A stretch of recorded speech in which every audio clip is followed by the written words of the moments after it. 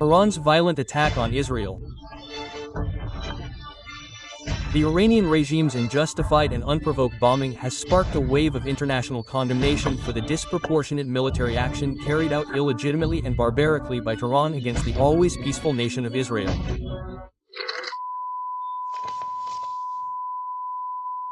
Oh, and due to a video operator error, the images we are showing are not of Iranian bombings against Israel, but of Israeli bombings against Gaza.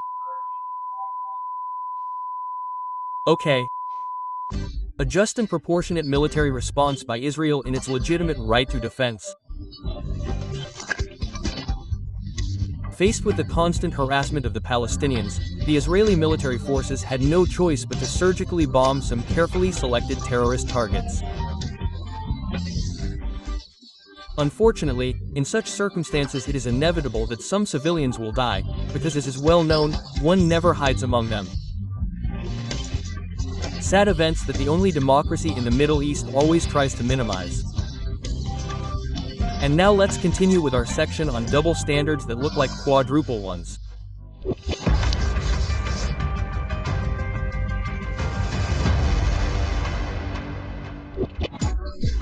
What has the Israeli entity contributed to humanity in its almost 80 years as a privileged member of the so-called international community?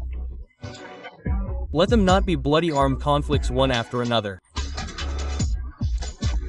Seriously, I wonder, how many great films, memorable literary works, immortal musical compositions, defining scientific advances or athletes with unforgettable records could you name?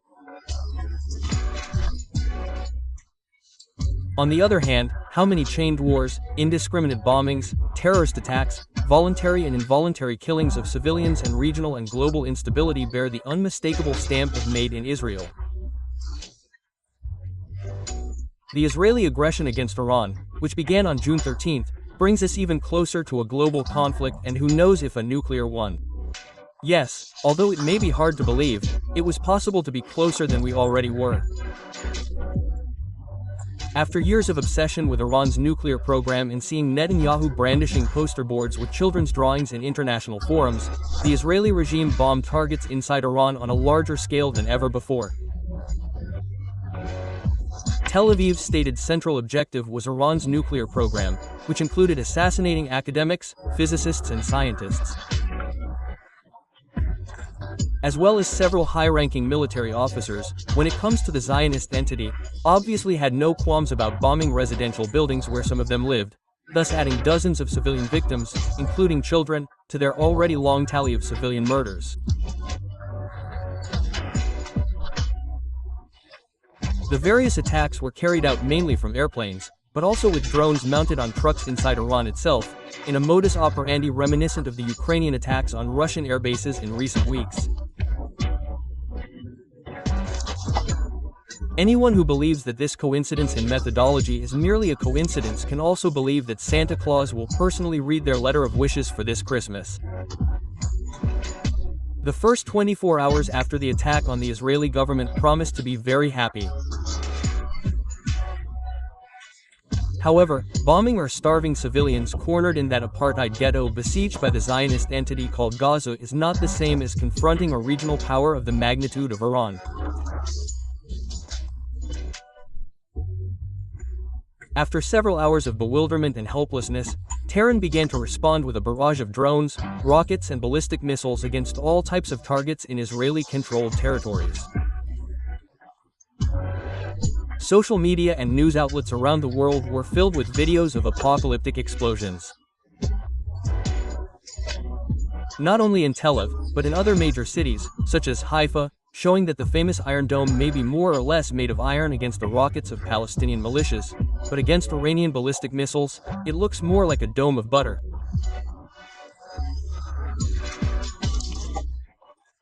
As expected, the experts in repeating that it never all started on October 7th, erasing more than 75 years of colonial oppression, overnight decided to forget that this exchange of attacks between Israelis and Iranians was started by Tel Aviv and began to play the victim.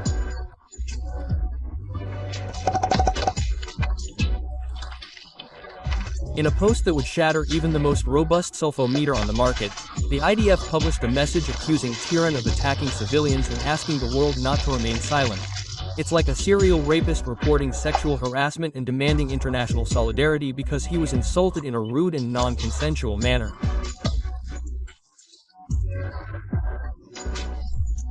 Since the Israeli attack on June 13, both sides have been constantly taking mutual blows that could escalate to unforeseen consequences, but amidst so much uncertainty, several geopolitical certainties have emerged. For now, the UN agency dedicated to nuclear energy serves little or no purpose other than its governing body. The OIA is only taken into account by the G7 and its allies when it says what interests them. When it doesn't, they ignore it completely. You know, things in the rules-based world. For more than 20 years, the institution has never claimed that Iran was developing atomic energy for military use, but that never interested Washington and Brussels, who repeatedly imposed sanctions on Tehran over its nuclear program. In contrast, the day after the Atomic Agency said that Iran had failed to meet its commitments, which does not even amount to an accusation of military atomic development, the Israeli agency bombed its nuclear facilities, with Brussels and Washington feigning insanity. The next day, bombing nuclear facilities to prevent a nuclear catastrophe, doesn't that sound perfectly sensible?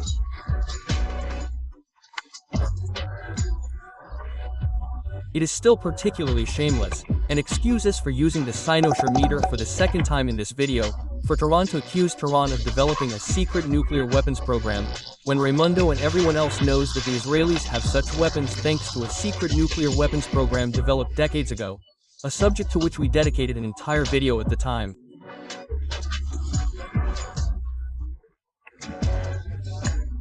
The silence or understanding of Israeli actions in the collective West does not seem any less significant just because they are common. Apparently, these days, for the European community, accusing someone of secretly developing nuclear weapons is enough to justify bombing atomic facilities and murdering scientists and their families, including children. The moral superiority of the mainstream media and politicians in Western Europe is nice, isn't it? Washington doesn't come off much better either, pretending that it had nothing to do with what happened, when it is obvious that the VIB would not embark on this adventure without the green light from the White House and without the cover of US bases in the Persian Gulf region.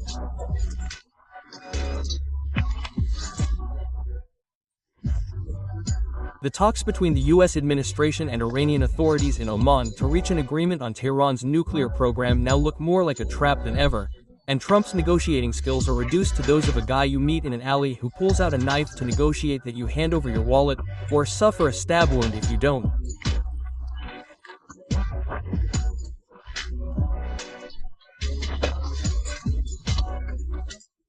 But, without a doubt, the clearest certainty among all those left to us these days is neither the complicity of the international community, its organizations, governments and media with Israeli crimes, nor the capacity of one telephone bismometer after another, but the fact that the so-called State of Israel is incapable of sustaining itself without being in a perpetual state of war, either with the original inhabitants of Palestine, or with its neighbors, or with the rest of the region.